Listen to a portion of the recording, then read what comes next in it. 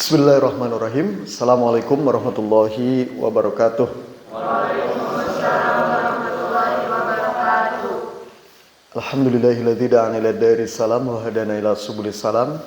Wassalatu wassalamu ala khairil anam amma ba'du. Ya ayuhan nasu inna khalaqnakum min dzakarin aw untha wa ja'alnakum syu'uban wa qabaila lita'arafu inna akramakum indallahi atqakum. Yang sangat saya hormati Bapak Tarmid SPD sebagai Wakasek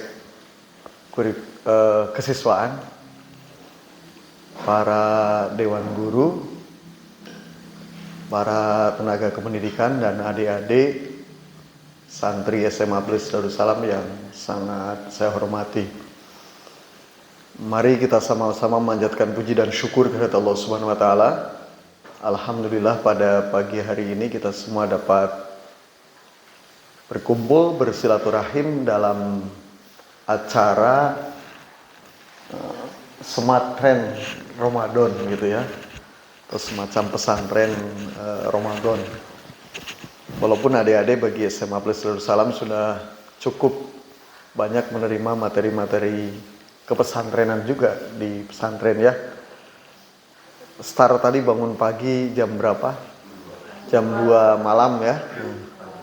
Bangun jam 2 pagi malam dan terus berlanjut berbagai acara. Anda bersyukur karena menurut para ulama menuntut ilmu sesaat itu lebih baik daripada sholat sunat gitu. Berokaat-rokaat. Atau menuntut ilmu itu lebih baik daripada ibadah-ibadah sunnah lain gitu. Jadi bersyukurlah kegiatan dari bangun pagi tadi sudah sholatul lail, sholat malam, kemudian mengkaji kitab Majmu'atur Rasail, Fi Ahmad Fadil gitu ya, dan kemudian sekarang lanjut kita berdiskusi yang agak ya semi ilmiah lah tentang radikalisme dan moderasi beragama gitu. Nah, kenapa moderasi beragama itu ya? Nah, tadi Pak Tarmid sudah menyampaikan bahwa kenapa moderasi beragama, memang pertama kita masih berhadapan dengan tantangan radikalisme dan potensi terorisme gitu. Survei-survei menunjukkan adik-adik seperti yang dilakukan oleh PPIM UIN Syahid Jakarta menunjukkan bahwa potensi radikalisme itu juga sudah memapar para pelajar ya, juga para dewan gurunya sekaligus gitu. Nah, selain itu juga adik-adik, radikalisme itu juga telah merambah ke berbagai kalangan gitu. ASN itu juga kena terpapar radikalisme gitu. Makanya sekarang sedang giat juga program moderasi beragama di kalangan ASN. TNI, oknum-oknum anggota TNI, anggota Polri juga ada yang terlibat terpapar paham radikalisme dan kemudian melakukan atau terlibat gerakan-gerakan terorisme. Ibu-ibu ya, adik-adik, ibu-ibu rumah tangga pun karena terlalu akrab dengan media sosial, dengan HP-nya, dan sekarang paham-paham radikalisme itu juga sangat masif di era pandemi ini melalui media sosial, media online gitu. Adik-adik pernah dengar mungkin beberapa waktu yang lalu satu keluarga itu melakukan tindakan terorisme di Surabaya. Ayah dan ibu, 2 anak perempuan dan 2 anak laki-laki. Nah, di keluarga itu si bapaknya, ayahnya itu ya mendoktrin tentang jihad, tapi jihad yang salah gitu, yaitu melakukan bom bunuh diri. Dalam beberapa kisah yang ditulis oleh media, sebetulnya anak laki-lakinya itu protes gitu, detik-detik jelang pengeboman terhadap gereja gitu. Anak laki-lakinya itu protes, masa sih agama mengajarkan seperti ini gitu? Betulkah agama mengajarkan kekerasan? Nah, sehingga kemudian tetapi ayahnya sangat intens memengaruhi siapa? Anak-anaknya dan istrinya gitu. Sehingga kemudian di hari yang sama gitu ya, satu keluarga mengebom 3 gereja gitu. Yang pertama ayahnya ngebom 1 gereja, dia meninggal dunia, dan kemudian juga menimbulkan beberapa korban di gereja. Yang kedua anaknya, kalau ayahnya pakai mobil, 2 anaknya pakai motor gitu. Anak laki-laki yang sudah cukup umur ya, seusia SMA Anda gitu.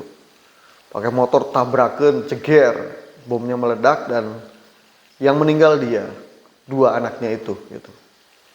Yang ketiga itu istrinya beserta 2 anak perempuan kecil. Yang masih anak usia apa? Dini, dengan menuyun 2 anaknya masuk ke area gereja dan kemudian meledakkan diri gitu. Meninggal dunia dia dan 2 anaknya. Karena bomnya kan ada di tubuhnya ya, di tubuh istrinya itu gitu.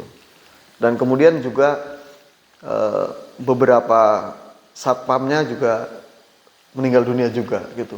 Nah, coba paham radikalisme itu yang kemudian berbuah terorisme itu menyerang sampai lapisan keluarga yang sangat kecil, adik-adik ya, gitu.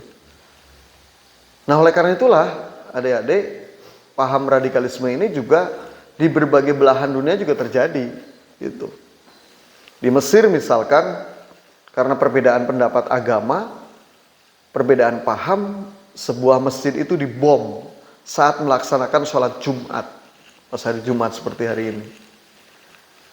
Nah, oleh karena itulah Indonesia ini negara yang sangat beragam suku, beragam budaya, beragam cuaca, beragam warna kulit kita itu ya. Kalau nanti ada banyak jalan-jalan ke sana kemari, pasti ada ragam warna kulit yang berbeda, rambut, bahkan jenis rambut yang berbeda gitu, jenis makanan yang berbeda juga gitu.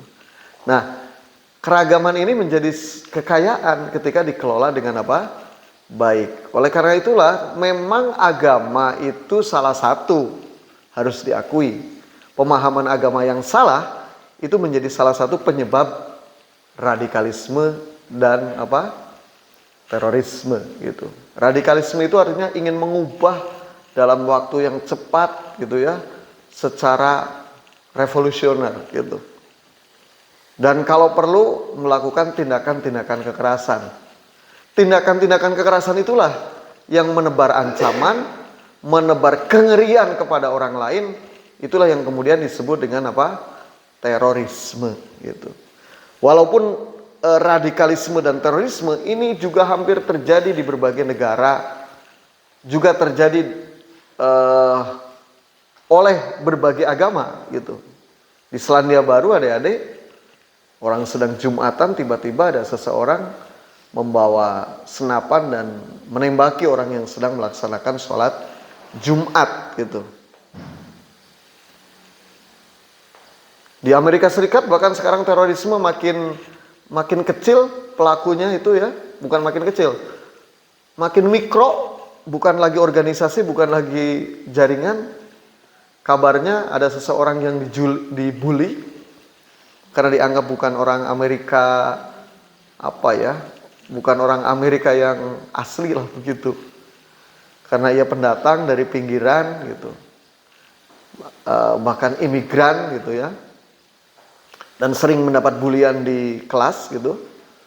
Maka 2 bersaudara itu kemudian suatu hari ke sekolah mengambil senapan dan menembaki teman-temannya yang membuli, termasuk ada pendidiknya yang terlibat pembulian. Mungkin tidak sengaja, tetapi itu dianggap memberi menekan kepada mereka, sehingga kemudian terjadilah tindakan terorisme, penembakan.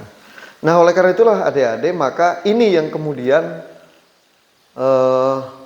paham-paham terorisme ini, paham-paham radikalisme ini, adik-adik, memang generasi Z, Anda kan generasi Z ya, Gen Z gitu, termasuk yang juga rawan mendapat asupan-asupan ideologi yang radikal gitu. Karena apa? Karena sekali lagi para pemuda itu belajar hal-hal radikalisme dan berbuah terorisme itu lebih banyak dari secara online, bahkan secara mandiri. Dan itu yang kemudian membahayakan kita semua. Nah, oleh karena itulah, maka adik-adik harus akrab dengan hal-hal yang moderat. Literatur yang moderat. Makanya kemudian pemerintah sekarang, baik Kementerian Agama, Kementerian Pendidikan, itu menggelorakan namanya moderasi beragama gitu. Apa sih moderat itu gitu ya? Ini kadang-kadang kita ini suka bingung memahami moderat. Dan bagi Darussalam itu sesungguhnya bukan hal aneh. Semenjak tahun berapa? 70 itu Darussalam sudah menggelorakan, sudah punya jargon namanya Muslim moderat, mukmin demokrat, musin diplomat. Itu paham moderasi Darussalam gitu. Nah, nanti kita akan bahas itu. Tetapi yang pertama, apa itu moderasi gitu ya? Moderasi itu begini adik-adik. Kalau kita pakai baju terlalu longgar enak nggak? Tidak ya.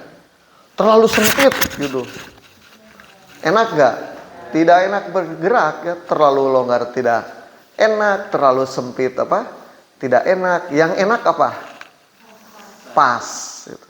Nah, pas itu namanya moderat adik-adik. Namanya apa? Moderat.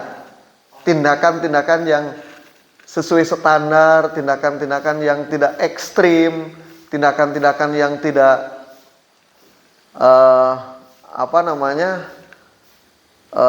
terlalu ketat gitu. Itu namanya moderat. Jadi bahasa Sunda teh moderat teh, ini ada Pak Setiadi, ahli bahasa Sunda, itu sineger tengah. Atau bahasa lainnya moderat itu namanya mejehna gitu.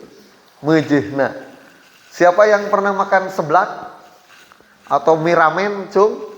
Banyak ya? Wah, ini hampir semua.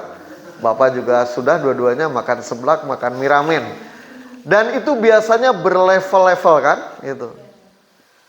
Level berapa tertinggi ramen itu? Yang Anda kenal? 3, 10, 20. Wah, subhanallah, ini ada yang 20 ya. Yang 20 itu ada itu namanya ekstrim. Itu yang disebut dengan radikal gitu ya. Nah, ramen itu enak kalau dimakan tidak terlalu pedas gitu. Ya level 2, level 3 itu moderat namanya. Dan itu enak ketika dimakan, enak juga ke perutnya, tidak terlalu sakit perut, tidak bikin sakit perut. Seblak juga sama. Kalau masih level 1, 2 gitu, Bapak, saya biasanya makannya ya level 1, 2 gitu. Itu moderat gitu. Level moderat itu bikin kita nyaman, tenang gitu. Kalau sudah ekstrim, lawan dari moderat namanya ekstrim. Kalau sudah ekstrim itu yang bikin kita sakit gitu. Sama juga dalam berbagai perilaku. Nah, kalau terlalu ekstrim itu akan membuat perilaku-perilaku itu tidak nyaman untuk lingkungan sekitar. Kalau tindakan, prinsip hidup Anda ya, tindakan Anda itu sudah tidak bikin nyaman lingkungan, berarti tindakan Anda sudah tidak moderat gitu. Tidak moderat. Nah, oleh karena itulah adik-adik, moderat ini memang menjadi kunci untuk kita bisa hidup tenang, aman, tentram di berbagai budaya apapun, di berbagai agama apapun, di berbagai masyarakat apapun. Survei Pew Research Center adik-adik menunjukkan bahwa ini risetnya lebih dari 40 negara, tentang jenis pakaian adik-adik gitu. Jenis pakaian apa yang ternyata itu mengundang kekerasan. Betul memang pakaian itu mengundang kekerasan. Hasil survei menunjukkan seperti itu. Tapi pakaian seperti apa? Nah, hasil survei Pew Research Center itu menunjukkan pakaian yang too religious and too secular. Jadi pakaian yang mendapat kekerasan itu pertama too religious, terlalu apa? Religius. Pakai burko ya. Pakai apa namanya? Kerudung panjang sekali, tebal. Kemudian ininya pakai tutup ya. Bahkan yang agak ekstrim gitu, ditutup lagi. Jadi seperti pakai apa ini? Hordeng tapi yang carang gitu. Nah, pakaian-pakaian yang seperti itu ternyata mendapat kekerasan di berbagai negara.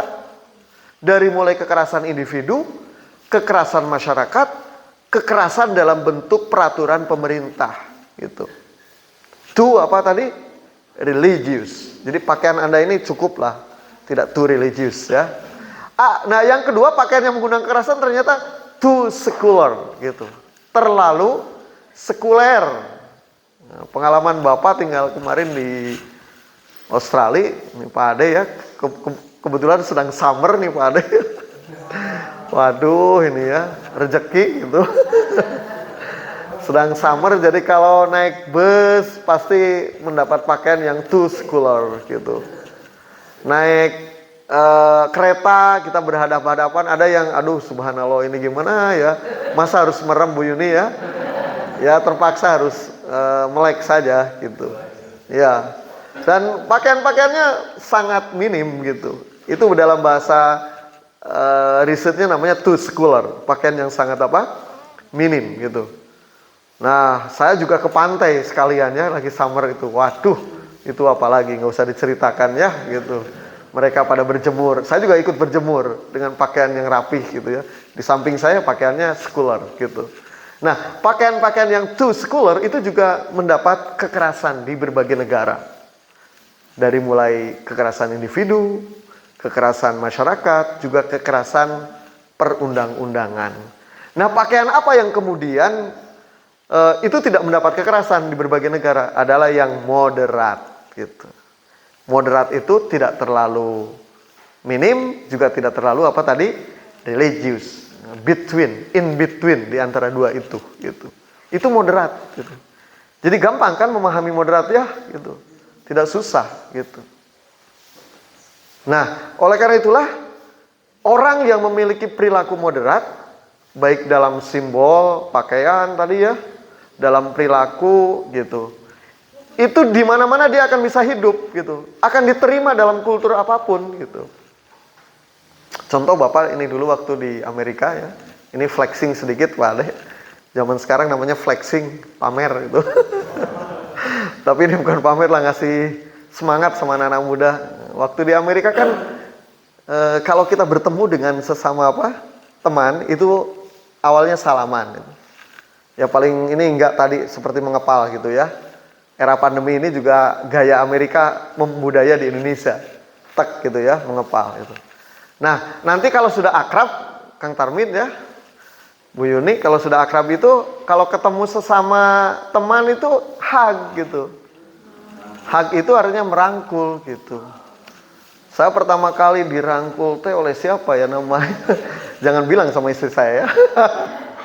Namanya Steve.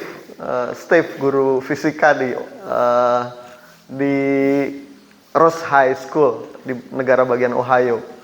Oh, saya tadinya salaman. Hari kedua salaman. Hari ketiga, Sumadi salaman melulu sini. Wah, saya dipeluk oleh si Steve gitu ya. Cewek, perempuan gitu ya. Oh, ternyata begini ya dipeluk gitu. Maksud saya dipeluk dalam konteks berinteraksi. Nah, akhirnya hari keempat, kelima, dan seterusnya ketika yang kalau ketemu dengan teman sudah akrab gitu ya, teman-teman studi, teman-teman yang menjadi guide saya di sana ya akhirnya hug gitu. Ya kita moderat itu namanya gitu. Ya, sudah tertata, tenang Pak Ade, Pak Tarmid ya, iman kita sudah tertata rapih gitu ya.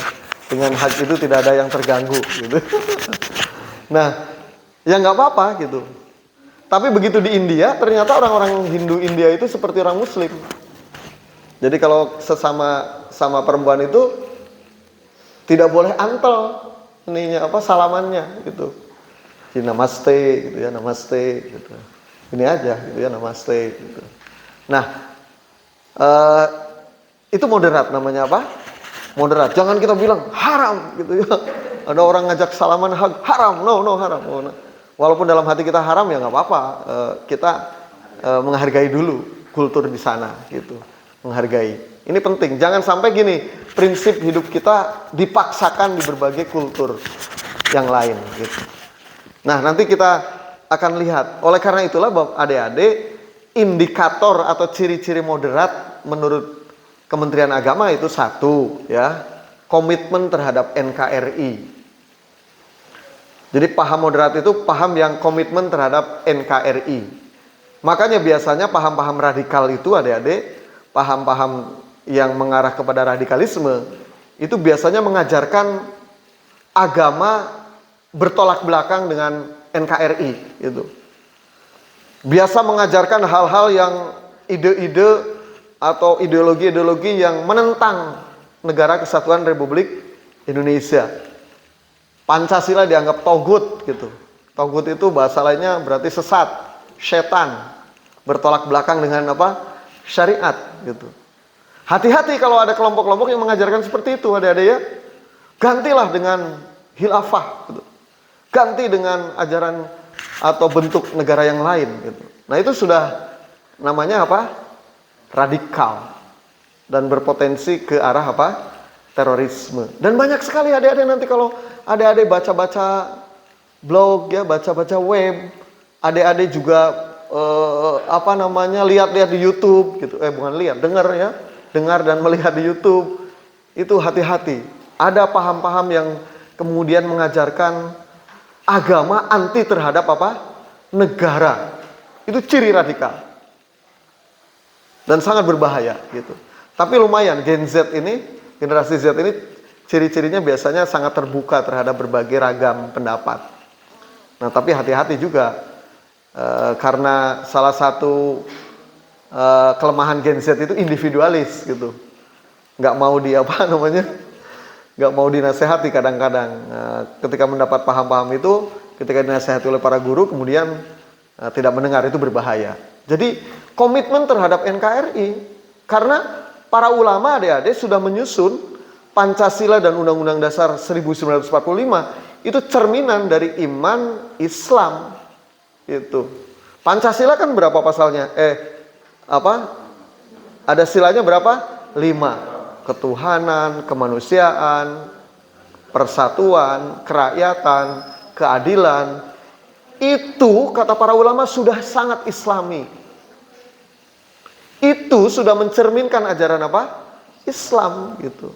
Sehingga Nahdlatul Ulama, Muhammadiyah, dan ormas-ormas Islam yang lain sepakat bahwa itulah sebetulnya khilafah dalam konteks NKRI. Jadi negara kesatuan Republik Indonesia itu sudah khilafah. Khilafah Islam versinya Indonesia gitu.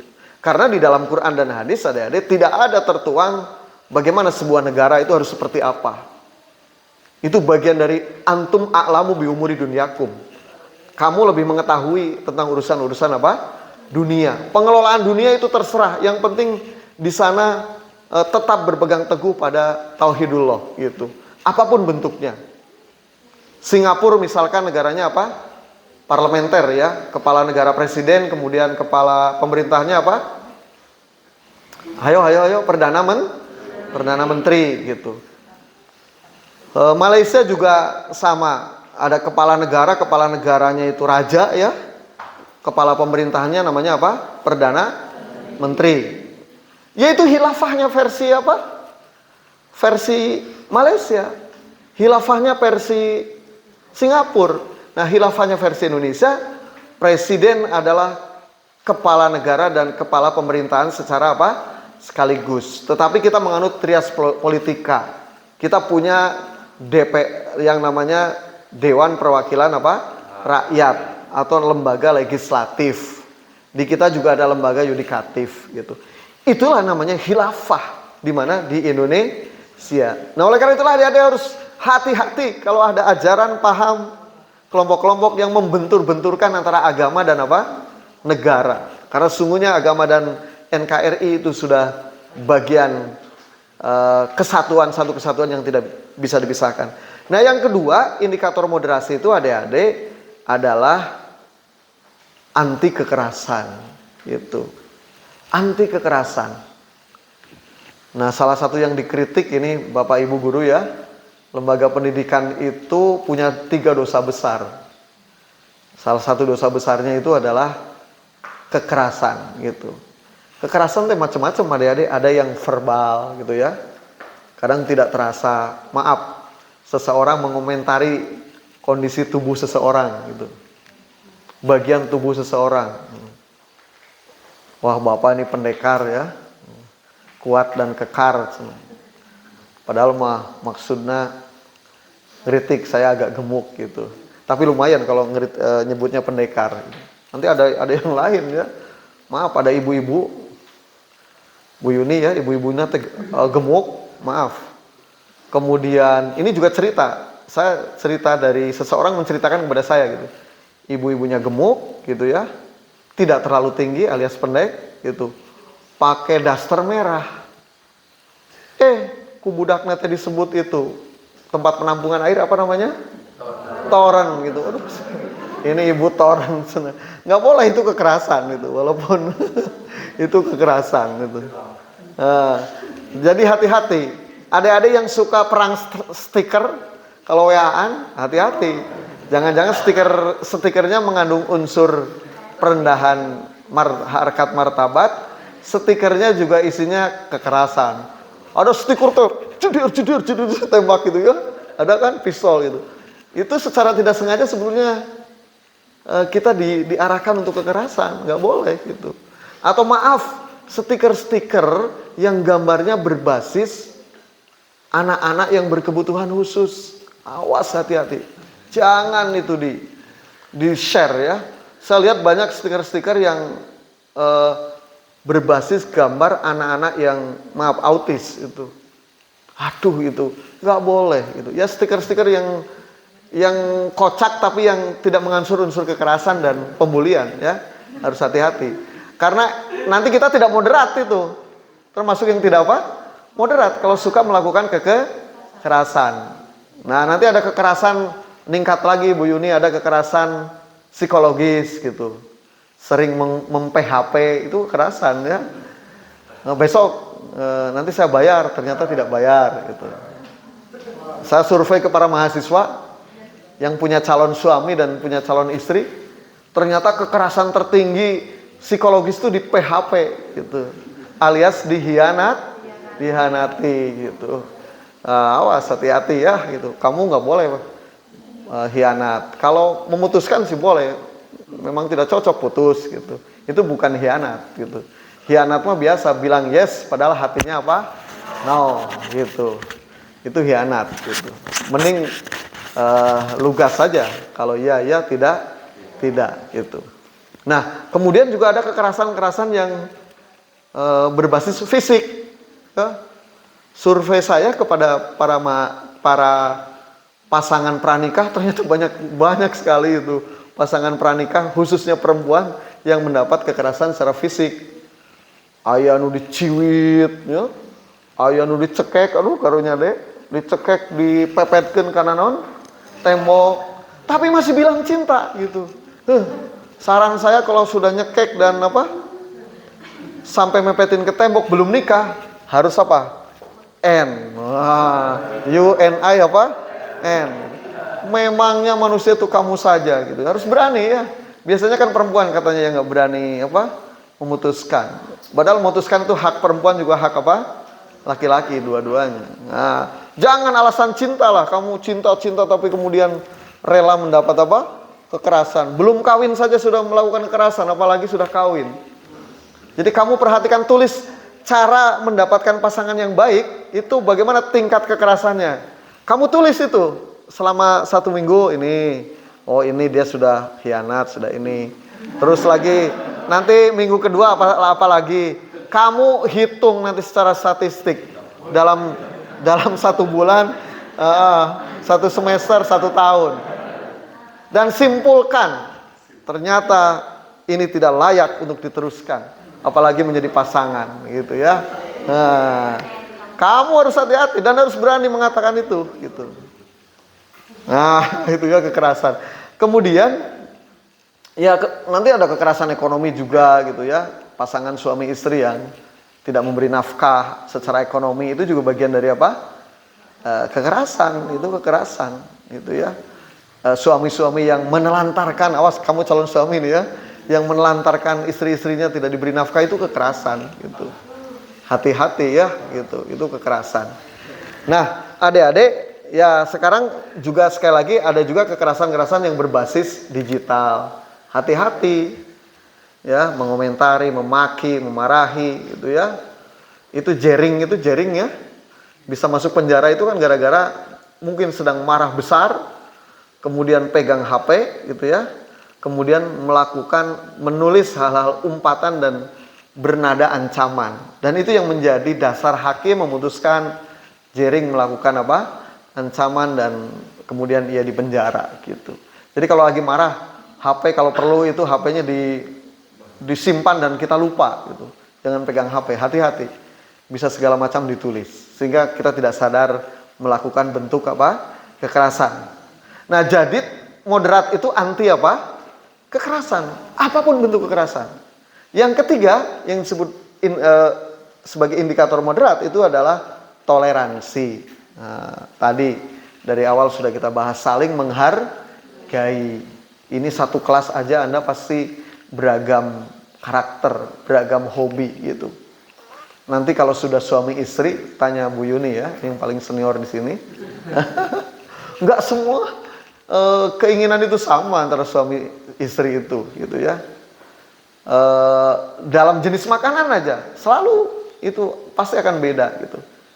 Misalkan istri nggak suka makanan-makanan yang berbau kencur, jahe, gitu. Saya paling suka itu. Nah, gimana caranya? Ya masaknya harus ini.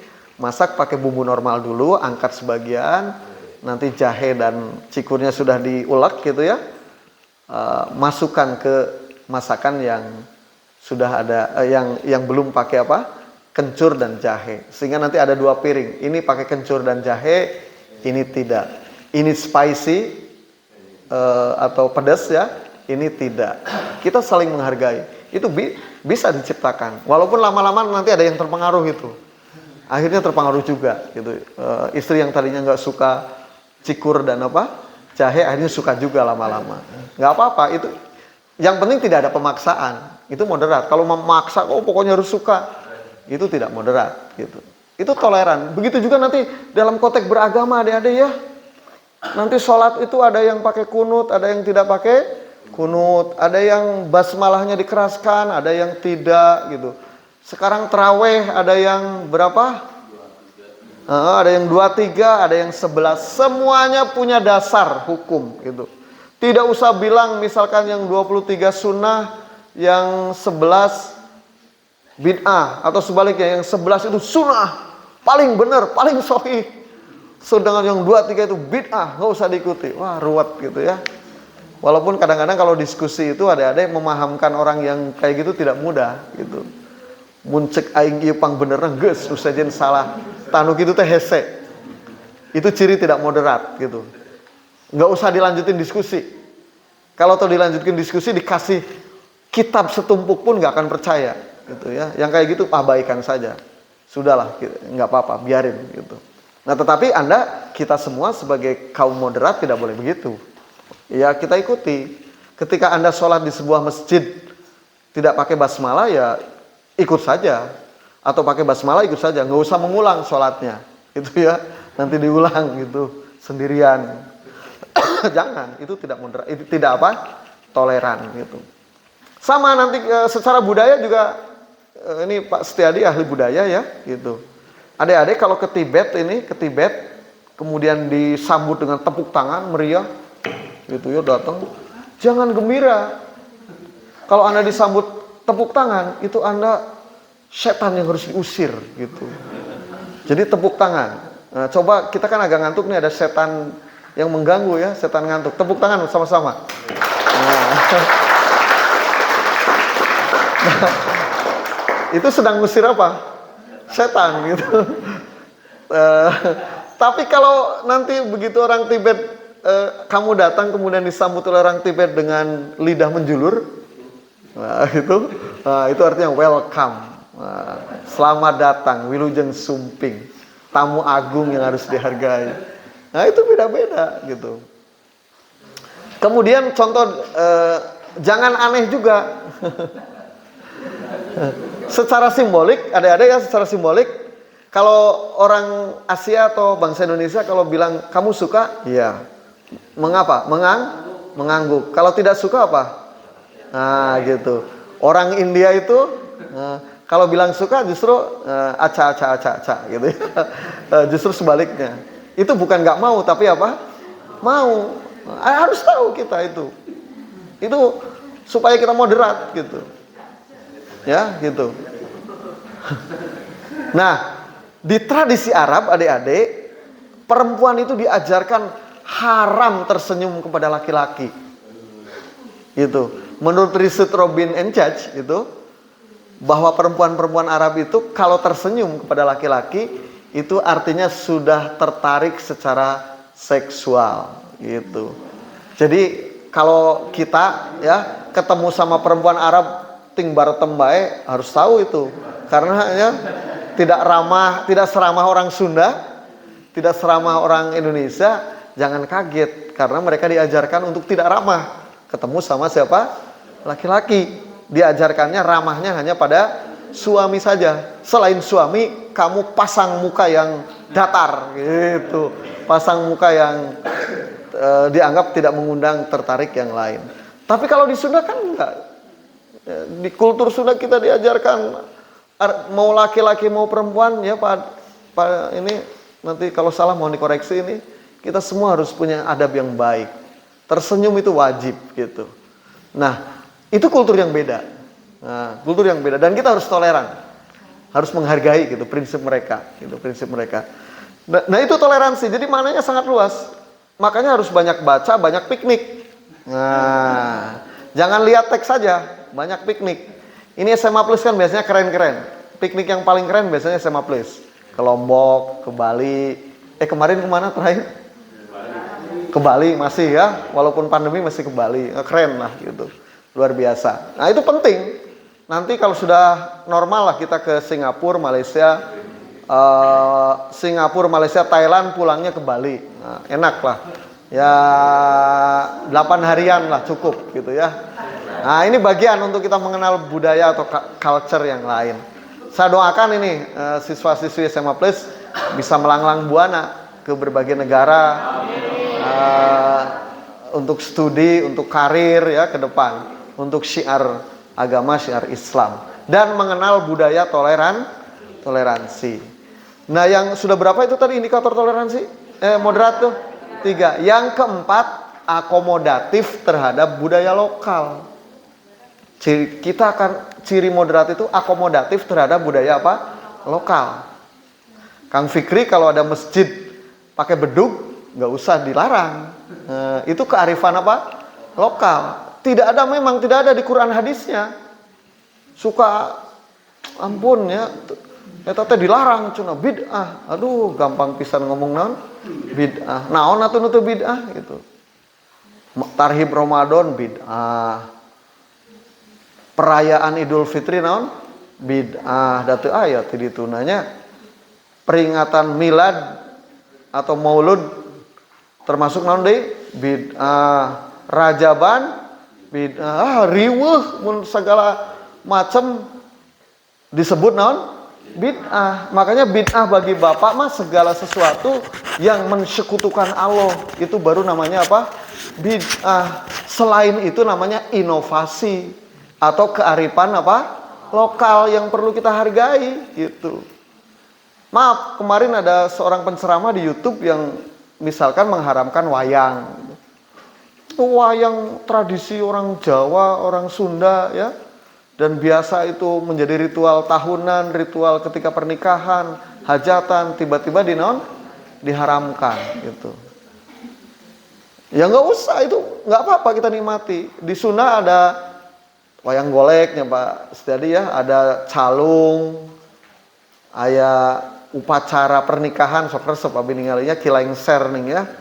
Nah, nanti kamu kalau mau adat Sunda atau adat Jawa. Nah, kalau adat Sunda tanya Pak Setiadi gitu ya, dari A sampai Z gitu. Oh, resep sampai terakhir nyawer gitu ya. Nyawernya sungkem baru nyawer gitu. Itu ada makna-maknanya gitu. Nggak apa-apa. Ada yang kreatif di pesantren di Tasik itu, selain pakai narasi Sunda Kang Dedinya, itu ditambah oleh narasi-narasi agama gitu. Jadi kalau yang dari Betawi ada nih, ada santri ada Betawi? Ada. Betawi juga punya tradisi ya, selain ondel-ondel apa? Neng, palang pintu, buka palang pintu ya. Bahkan nyenet mercon neng kalau ini. Itu untuk apa itu? Oh ini mercon ya, dar gitu. Kalau mau nikah ya, hajatan ya, pas hajatan. Ya nggak apa-apa itu penerimaan atas apa tadi budaya ya.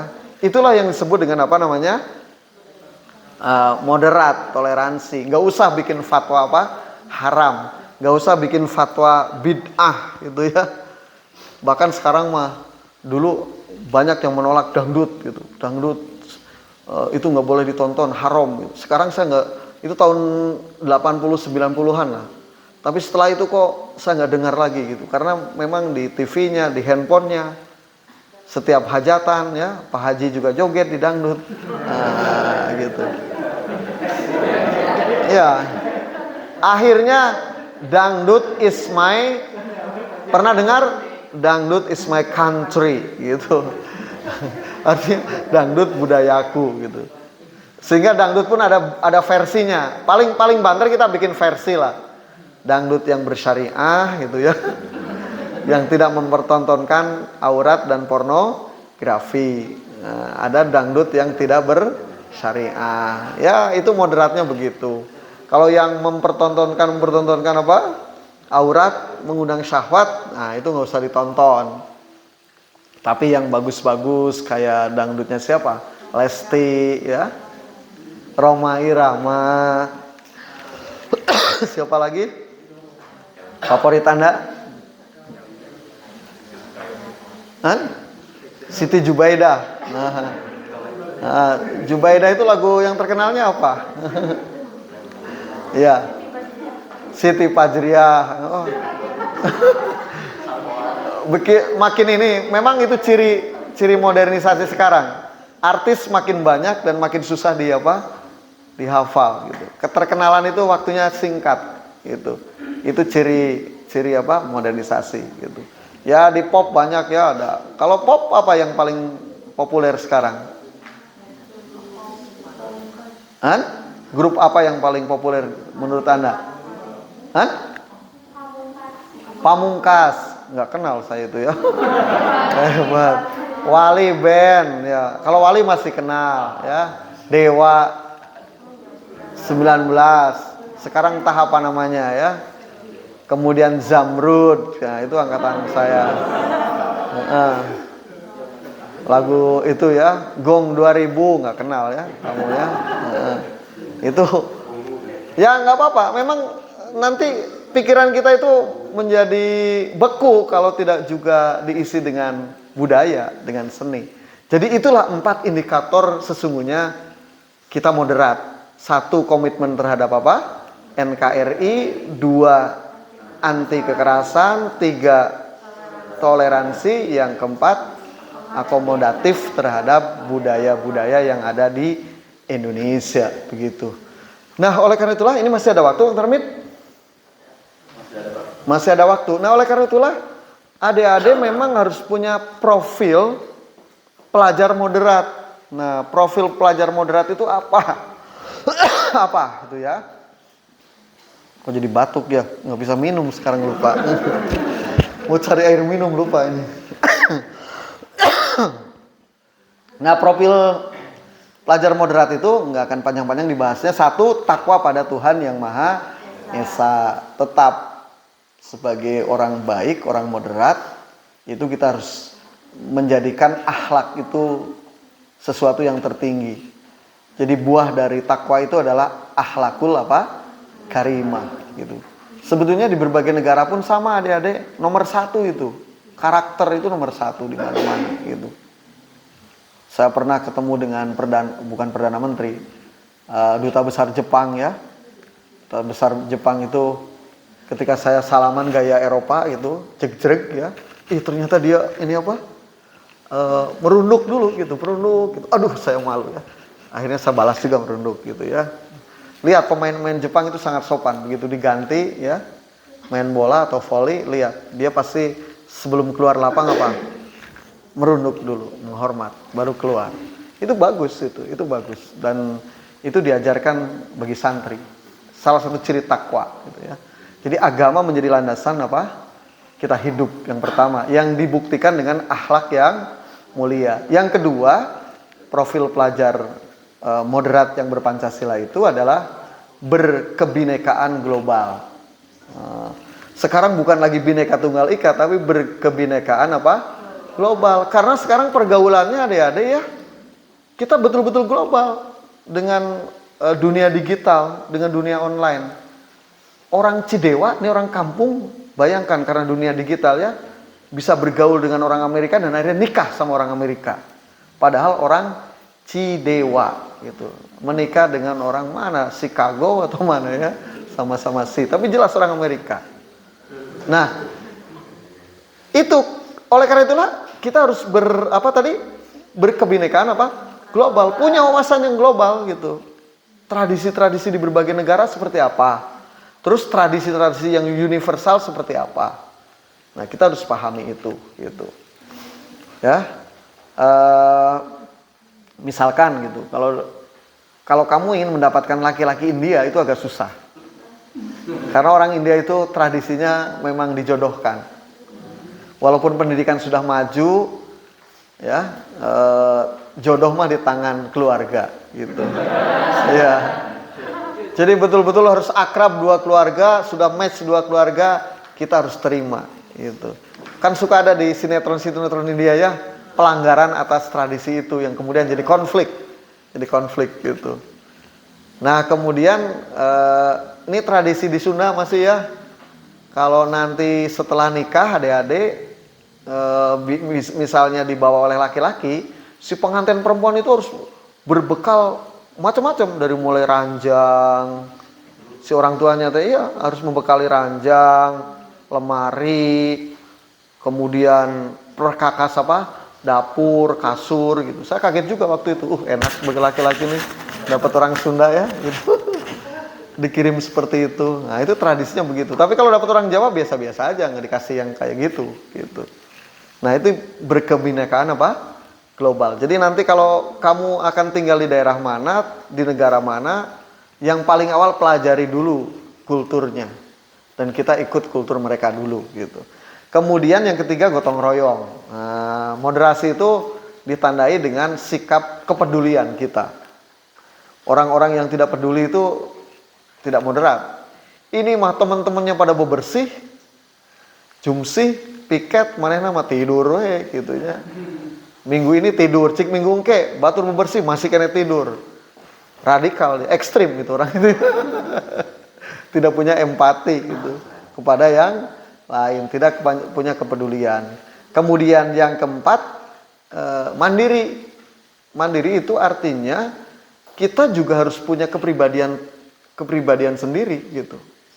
Jangan sedikit-sedikit ingin ditolong, jangan sedikit-sedikit minta gitu. Tetapi kita juga harus belajar hidup berdiri di atas kaki sendiri. Walaupun bapak Anda presiden misalkan, atau kamu nanti dapat menantu anak presiden, siapa yang belum nikah itu? Kaisang gitu ya. Aset kekayaannya miliaran gitu. Tetap Anda harus hidup bisa mandiri, tidak tergantung sama mertuanya. Apalagi perempuan, ibu-ibu ya, adik-adik yang belum nikah, Perempuan itu harus mandiri, bahkan secara ekonomi dan ilmu pengetahuan. Karena perempuan-perempuan yang tidak mandiri secara ilmu dan ekonomi, itu yang rentan mendapat kekerasan dari pasangannya. Riset-riset menunjukkan bahwa perempuan-perempuan yang tidak kuat secara ekonomi, itu banyak mendapat kekerasan dari pasangannya, dari laki-laki. Tapi kalau kamu kuat secara ilmu, kuat secara ekonomi, laki-laki mau selingkuh, mau pindah ke lain hati itu berpikir 1.000.000 satu kali, itu bolak-balik ya, karena berat nih kalau dilepas gitu. Nah, mandiri itu. Yang kemudian yang kelima, profil kita untuk menjadi pelajar yang moderat itu bernalar kritis. Gitu. Bernalar kritis. Kalau ada sesuatu jangan langsung diterima apa adanya. Gitu. Apalagi isu-isu yang berbuah konflik, isu-isu yang mengganggu rumah tangga, isu-isu yang mengganggu keutuhan bangsa dan negara, itu hati-hati, harus diverifikasi dulu. Itu cara bernalar kritis gitu. Nah, Bu Yuni menurut riset lebih banyak mana laki-laki atau perempuan yang tertipu? Ternyata lebih banyak perempuan. Salah satunya karena terlalu empati atas janji-janji, terlalu percaya, tidak pernah kritis gitu terhadap janji-janji itu, sehingga percaya 100%, akhirnya tertipu gitu. Makanya kalau nanti kamu dapat pasangan atau calon, jangan dulu percaya sama gombalan-gombalannya ya gitu. Oh, kamu seperti bulan. Apa bedanya kamu dengan apa bedanya kamu sama bulan katanya?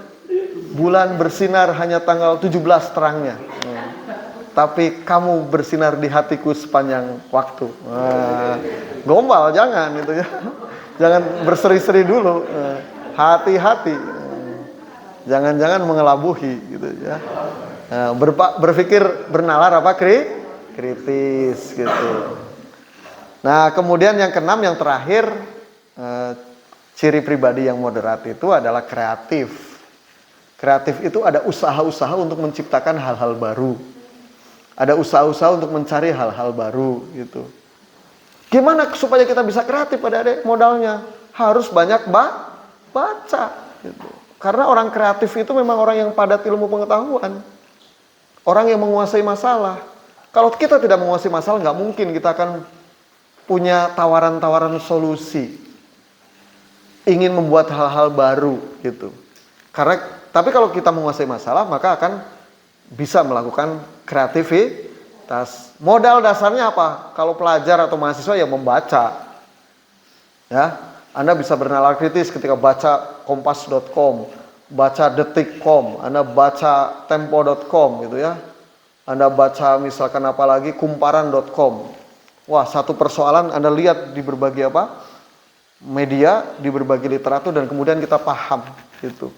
Makanya Bapak mah di Twitter tuh gaya teman-temannya. Ada Joe Biden ya. Siapa itu Joe Biden?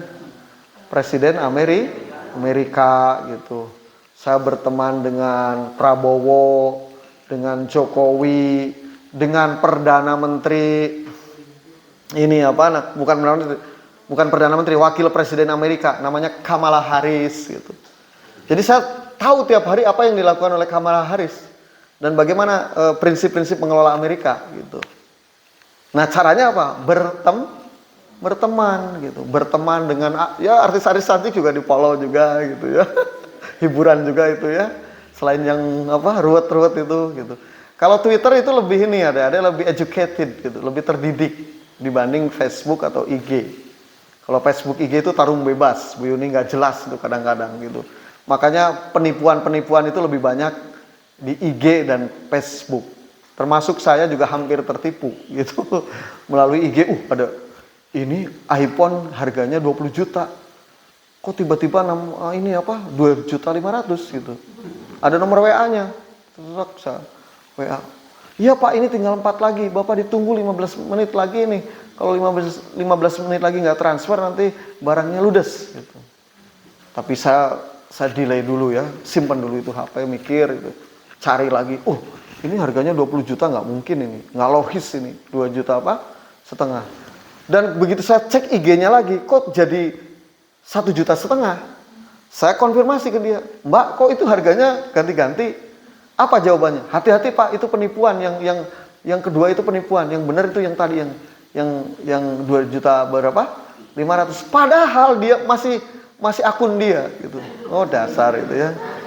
Nah, saya layani terus kan, kesel kan lama-lama dia, syukurin gitu ya.